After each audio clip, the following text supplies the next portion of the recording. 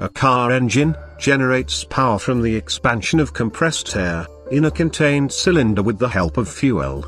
That is why it's called as an internal combustion engine. Before getting into the working, let's see the main parts involved in the working of an engine. First, the crankshaft. This is the part which converts the linear motion of the piston to a rotational force. Next, the pistons and the piston rods. The pistons will be pushed down by the expansion of compressed air, and turns the crankshaft. And the valves, which controls the flow of air and fuel into the cylinders.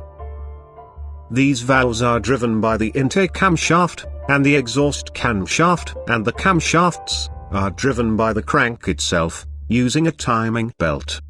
There will be idler pulleys, and a tensioner pulley, to hold the belt tight in place. This here, is the internal structure of a 4-stroke, inline 4-cylinder, DOHC engine, which is commonly found in most hatchback and sedan cars.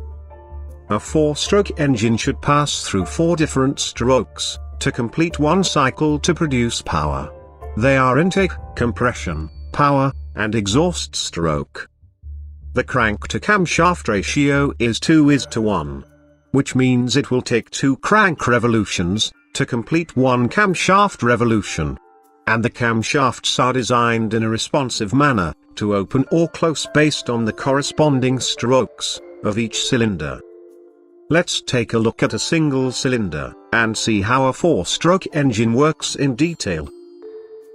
In order to ignite the air-fuel mixture, a spark plug is used. This will ignite the compressed air-fuel mixture, with the help of an electrical spark. We will take it down by each stroke. The intake stroke. The inlet valve opens and the downward movement of the piston creates a suction. This pulls the air-fuel mixture into the cylinder. Once the air-fuel mixture is in the cylinder, compression stroke begins compressing the mixture. At this time both inlet and outlet valves stays closed. At the end of compression stroke, the air-fuel mixture is ignited by the spark plug. The explosion exerts pressure and pushes the piston down.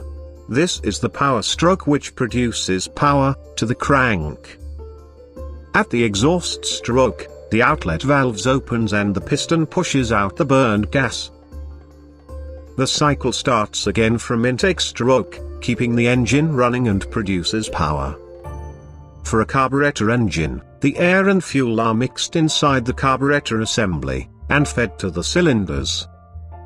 In the case of a fuel-injected engine, the fuel is injected into the intake manifold, or directly into the cylinders.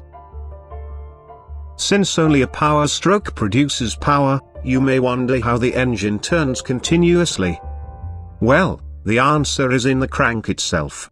The flywheel and the crank counterweights provides momentum, which keeps the crankshaft from stopping immediately. For a 4-cylinder engine, considering any time instance, one cylinder is always in power stroke, which produces more power and less vibrations comparing to a single-cylinder engine. And that is how a car engine produces power in simple. Thanks for watching, and stay tuned for more presentations from Autotech Labs.